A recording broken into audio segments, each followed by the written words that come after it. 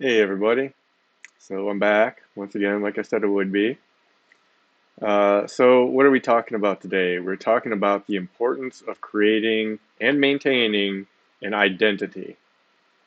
And this is something you've probably never heard a spiritual teacher talk about before. This is probably going to be a little bit out of left field for most of you.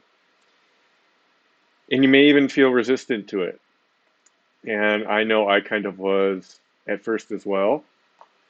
But what I'm sharing here with you in a way is deeply personal, and it is something that I have experienced in my own life, and it's something I've seen numerous other people experience as well. So I know that this is going to help a lot of people um, if you're willing to listen. So here we go. So Kriya Yoga is a very powerful technique, very incredibly powerful technique. Okay, the purpose of Kriya Yoga is to generate out of body samadhi experiences on demand. Samadhi states are wonderful and they're necessary for total self-realization. Absolutely necessary. And Korea doesn't have, a monopoly on this either. Every other spiritual tradition out there, this can also apply to. It can apply to passive self-inquiry, especially it can apply to people that, utilize drugs to generate mystical experiences. It can have any kind of meditation technique, any kind of devotional religious practice. Anybody who just even spends time really looking deeply within for any reason, whether that's philosophy or what, it doesn't even have to be religious or spiritual in any way. This can happen too, right? Um, So these states are great. I don't have to go on to why they're great because all of you have heard why they're great, as long as you've been interested in spirituality. Now we are going to kind of look at the dark side of this a little bit. What is the problem here? Unfortunately, we live in this dualistic world, you know, where for every action there's an equal and opposite reaction. There is never anything that's wholly good, and there's never anything that's wholly bad. There's always this kind of balancing of equals and opposites. So what is, we already know the equals of samadhi. We know the benefits of it. So what are the opposites? What are the dangers here? And that is that these samadhi states can lead to a state of extreme detachment from the body, the mind, the identity, ego, whatever you want to call it. In extreme, this can lead to a completely dysfunctional life. Some seekers in some paths, especially like stuff like Neo Advaita, that practice and preach extreme detachment, talk a lot about things like ego death, can wind up dealing with a lot of mental health issues, right? I'm sure you've all heard of the term of dark night of the soul, right? That is a completely optional experience. Nobody has to go through a dark night of the soul, and what I'm going to kind of teach you here today is kind of a way to prevent that from happening, a way to prevent this detachment from happening, and a way to stay engaged in the world, you know, because if you become too detached, and this can happen very easily, especially in the path of Kriya Yoga, it can be impossible to hold down a steady job. How can you function at work if your mind's always off in the cosmos and it's never here, in the present moment, in this world, in this body? For someone that allows themselves to fully identify with the absolute, the moment the ego rematerializes, it leads to a feeling of suffering. And the ego will always rematerialize. Why is that? Because you need an ego to function in the world. To have a conversation with another person, you need to go through an ego. You can't speak words without there being an ego intermediary. To work at a job, it requires an ego. For a guru to teach a student, It requires an ego. And yes, that means that every single spiritual teacher out there, no matter how self-realized, how enlightened they are, had an ego. They had to have an ego to be able to teach their students. So this ego will always come back unless you literally go to the caves for the rest of your life. The ego will always come back. And when that act of the ego coming back causes suffering, do you see how that can create a really miserable life? Especially for somebody that's a householder that has to allow the ego to come in to be able to function, to raise a family, to have friends, to take care of their family, to work.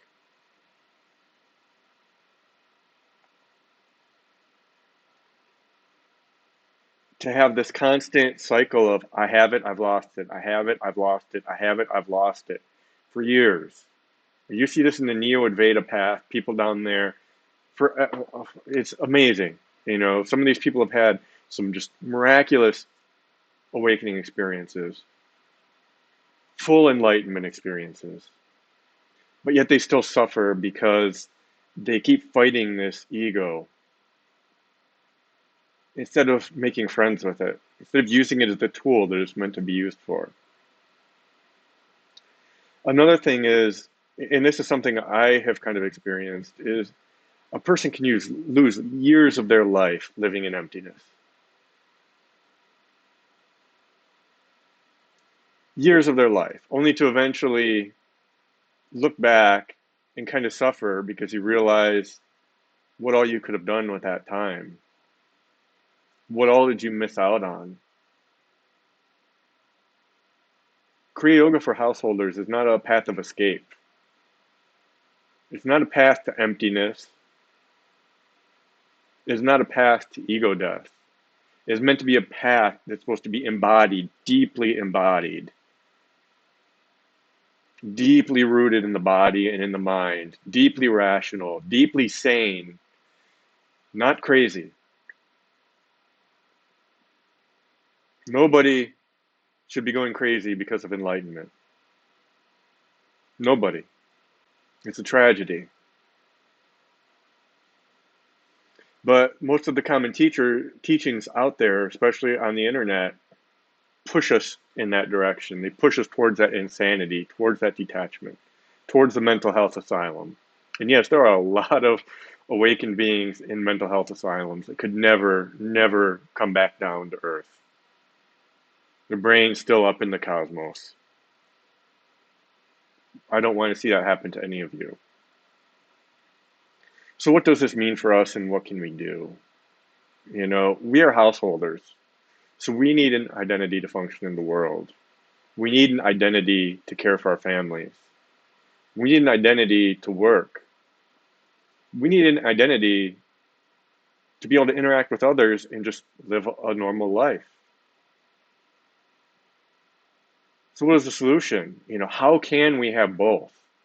How can we go into these deep samadhi states and still function in the world?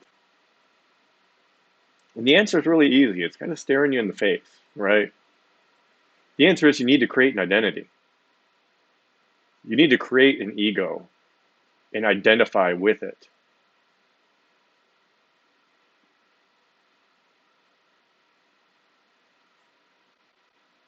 Now, I'm not telling you to go crazy with this, right? You know, we don't need to create an ego where we're striving to become, you know, famous rich people or anything like that. You know, we create the bare minimum ego that we need to be able to fulfill our needs, our wants, and whatever desires that we choose to pursue in our life. We become the author of our life, not the character in it.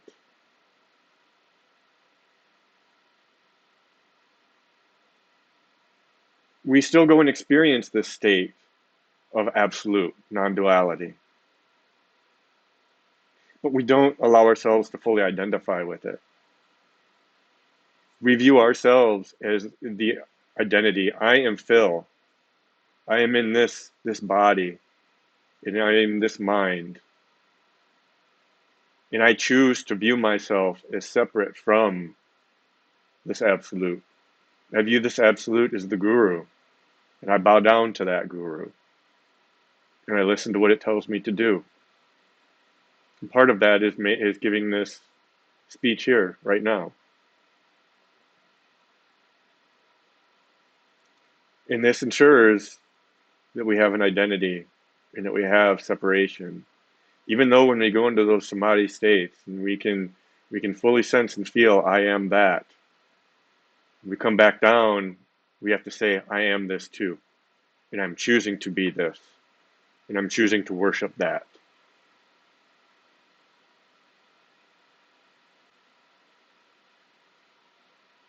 Then we create a bhakti practice.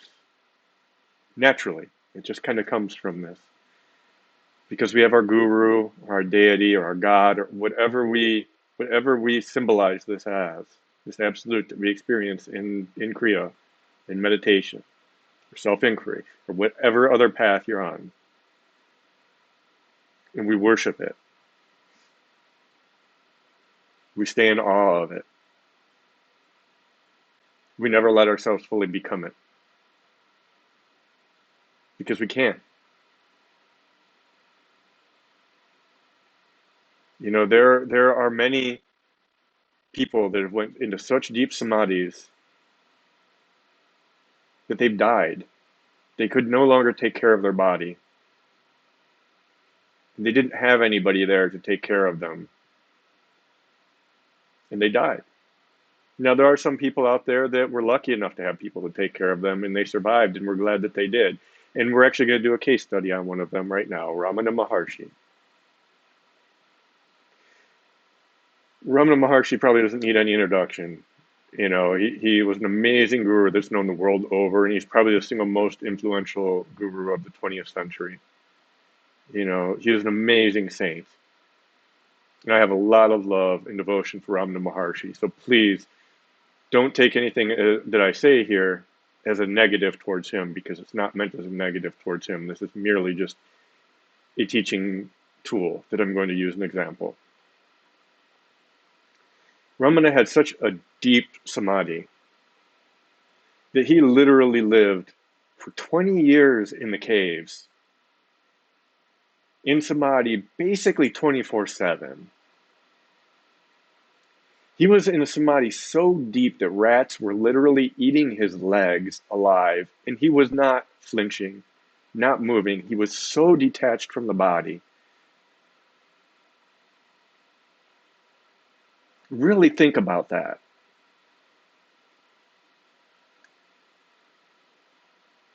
Ramana was very lucky that he had a disciple around, that he was doing this inside, you know, of a populated area. Because his disciples cared for him. They forced food down his mouth. They forced water down his mouth. They cleaned up his human waste. I want you to really think hard about that. That's how detached that he was. If those disciples weren't there, he would have died. He never would have been here. His message never would have reached the world. His ego had died. That is what ego death is. It's a very exalted state, yes. But it's not a state that somebody can function in the world.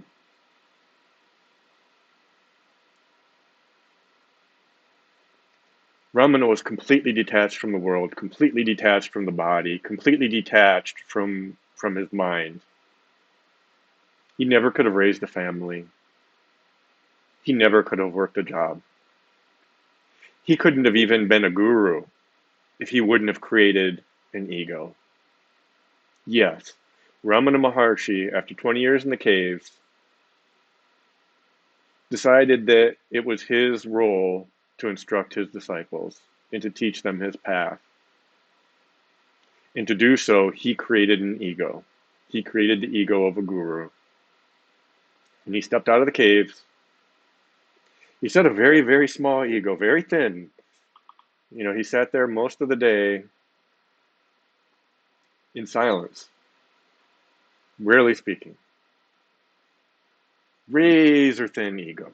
Still couldn't have worked, still couldn't have raised a family, just enough that he could pass his teachings on to his disciples. Just enough, and no more. But that was enough to anchor him to his body. That was enough to allow him to feed himself, to be able to take his own water, to be able to use the bathroom like a normal person would, to be able to live a life in the world, to interact with others, to be able to pass this monumental teaching on.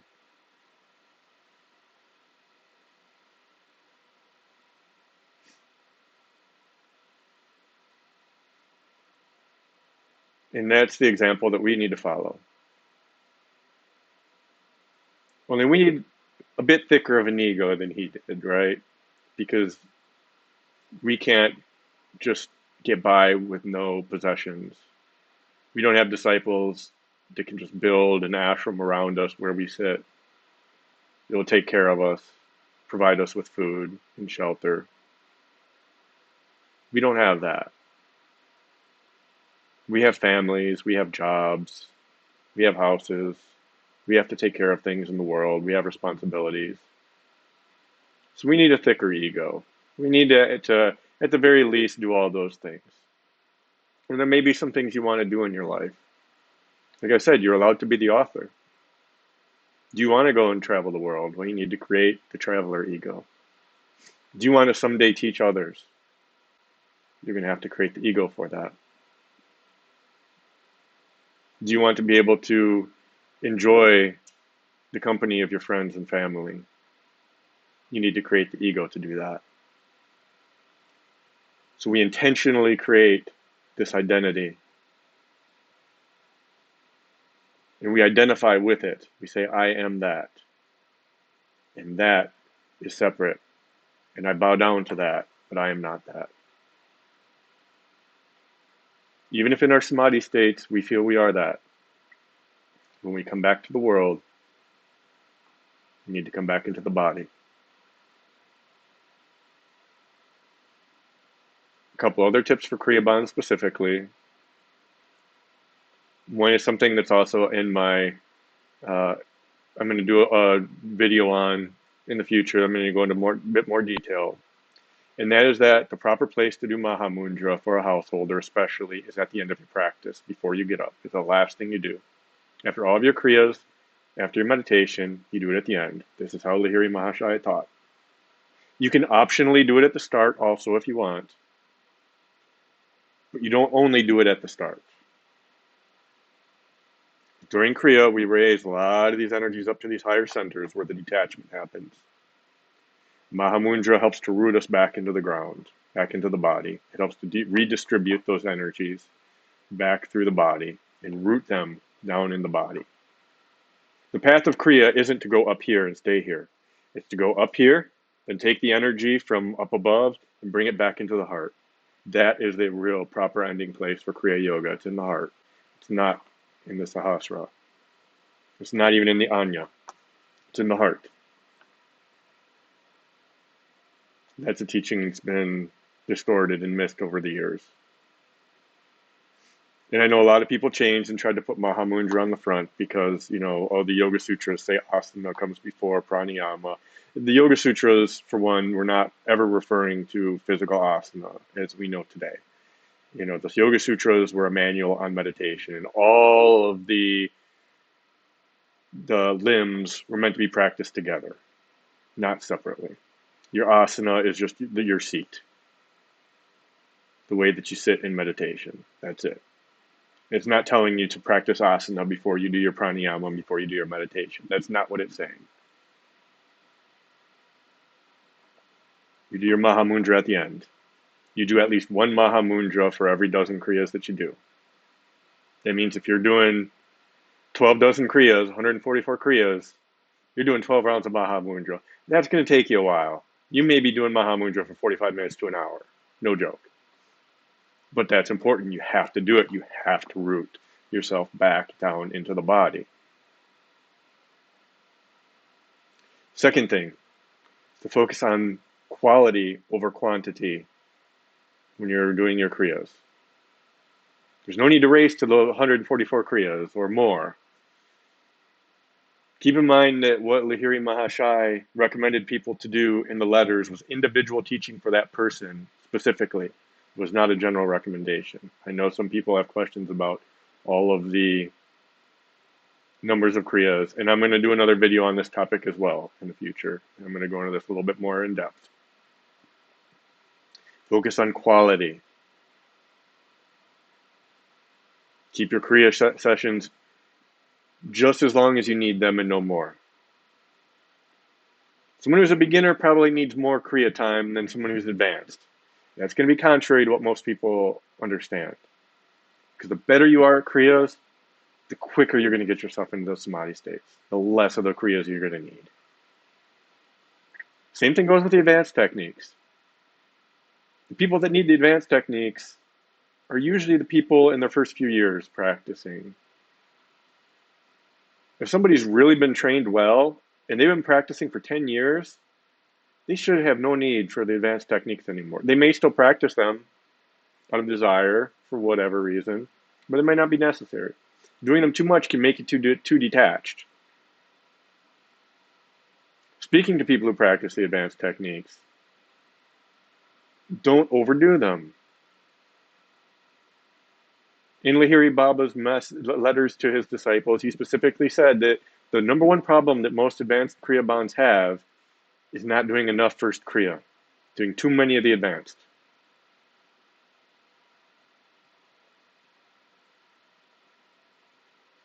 These are all very important for householders because we don't want to be too detached. We don't want the mind to be up in the cosmos all day. We don't want to be all spaced out. We want to be present, clear.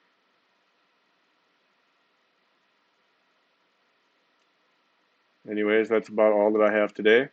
So I hope you enjoyed this. If you have any comments or questions, please link them below. Thanks.